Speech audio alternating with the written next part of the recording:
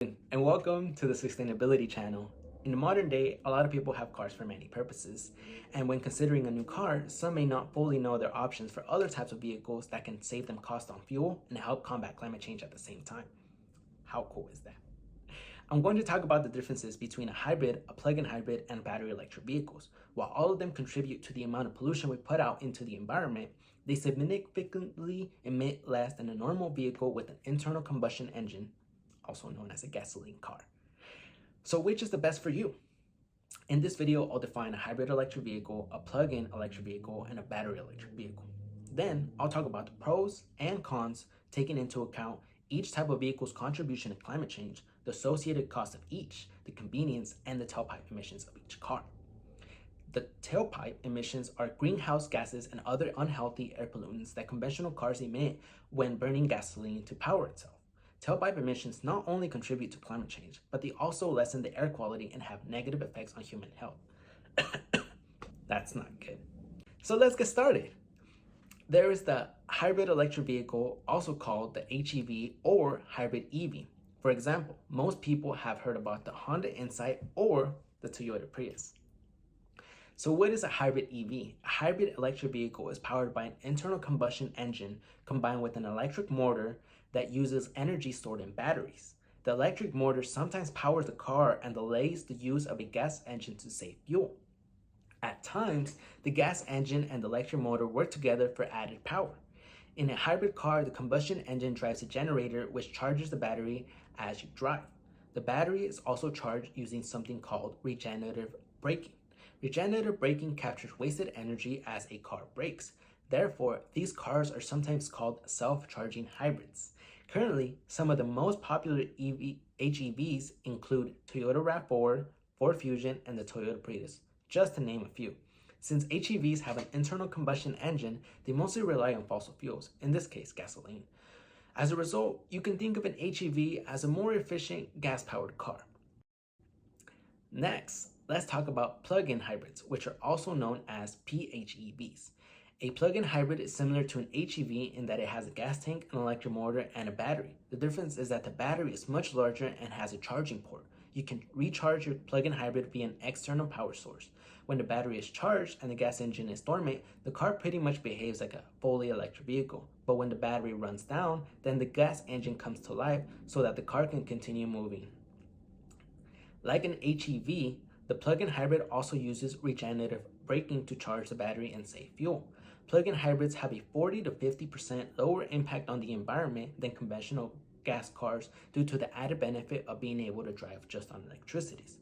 Finally, a fully electric vehicle is also a battery electric vehicle or BEV. How is a fully electric vehicle different from the other hybrid and plug-in hybrid cars? Well, a BEV runs exclusively on electricity via an all-electric battery. Since a BEV runs solely on electricity, the battery will be much larger than that of a hybrid or plug-in hybrid. Some recognizable battery electric vehicles include the Nissan Leaf, the Tesla model cars, and the Mustang Mach-E. There are 3 different types of chargers that you can charge your BEV with. Each BEV comes with a level 1 charger that can be directly plugged into an outlet like your cell phone charger. This will only give you about 5 miles of charge per hour, which can take up 8 hours or more to charge your EV if your daily commute ranges from 40 to 50 miles. The next step is a level 2 charger, which involves using a 240 volt outlet, the same type of outlet that most washing machines use. Level 2 gives you about 15 to 25 miles of charge per hour. Over the same 8-hour charging period, a level 2 charger can give you up to 200 miles, which is a lot more than a level 1 charger. Finally, there is a level 3 charging stations, also known as DC fast charging, which can charge up your car up to 80% of its total mileage in just 30 minutes, which is pretty fast. Since a BEV runs solely on electricity, it does not release any tailpipe emissions. It doesn't even have a tailpipe. BEVs don't use fossil fuels, so they don't directly contribute to climate change or air pollution. They do, however, use electricity, which is most likely generated by fossil fuels such as coal or natural gas. That being said, even electricity generated by fossil fuels, BEVs still cause less greenhouse gas emissions in the long run. In the US, an average battery electric vehicle will cause 3 times less greenhouse gas emissions than a conventional gas-powered car. So, what are the pros and cons of each car? Well, let's talk about HEVs. These cars tend to be more affordable compared to plug-in hybrids and battery electric vehicles. Owning a HEV means that you don't have to change your habits as much. You can pump in gas like you normally do with an internal combustion engine car, and the rest of the time, the battery is charging up when you're driving or braking. With a hybrid, the electric motor handles light effort duties like low speed acceleration and stop and go traffic, which tends to happen more in the city.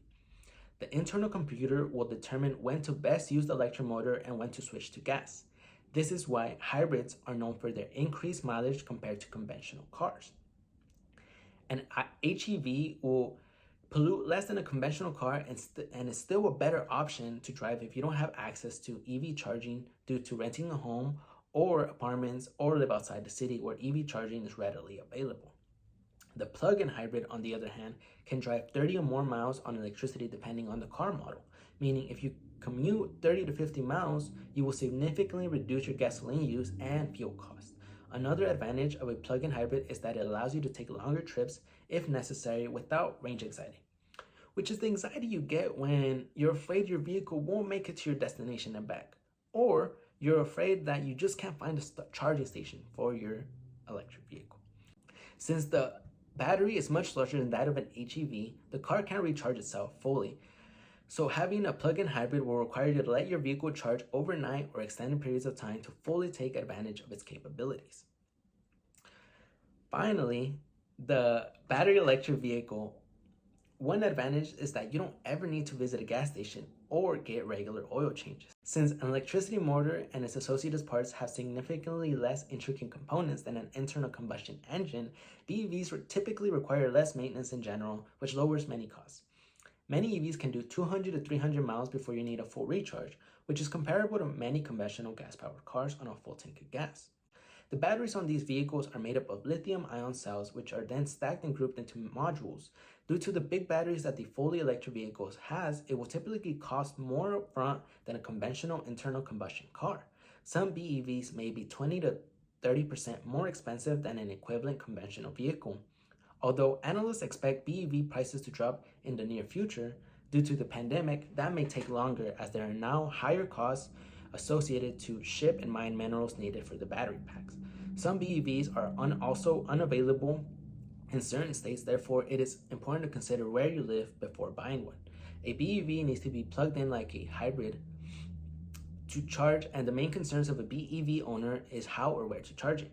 A BEV can take up to 30 minutes to charge if you are using DC fast charging, but level 1 charging or level 2 charging are your other options, which can take several hours to top off or longer for extensive trips if needed. Talking solely about environmental factors while having a hybrid, a plug-in hybrid, or battery electric vehicle may be better for the environment, it is also important to understand that hybrids and plug-in hybrids still run on fossil fuels. While battery electric vehicles may not run on fossil fuels, there are indirect emissions associated through making the car and generating electricity that powers the car.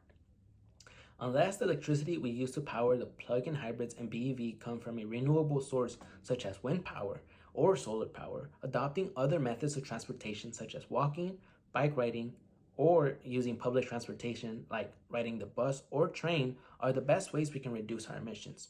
Maybe a combination of either. These methods of transportation emit significantly less emissions than driving a vehicle, even fully electric ones. But if you do need to use a personal vehicle or you're wanting to buy a new one, electric vehicles are much better for the environment than conventional vehicles. So at the end of the day, which type of electric vehicle might you consider when buying a new car? Well, that really depends on your driving routine, your lifestyle, your comfort, your budget, your access to EV charging. So each car comes with many advantages and disadvantages. That's all for today. Subscribe and turn on your notifications to learn about next week's topic. See y'all soon.